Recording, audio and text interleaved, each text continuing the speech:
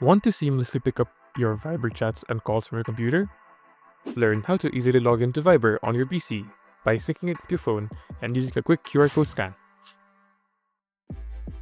Logging into Viber on your PC or Mac allows you to message and call from a larger screen and with a physical keyboard, making your communication even more convenient. For this, you'll need to have Viber downloaded and installed on your PC. You'll notice that a QR code will be up on the screen when you start up Viber on your device. Now, you'll have to switch to your phone. From the Viber app on your phone, go to More. There, tap on the icon that looks like a QR code by the top right corner. That opens up a scanner on your device. You want to take your phone camera up with the QR code on your PC screen.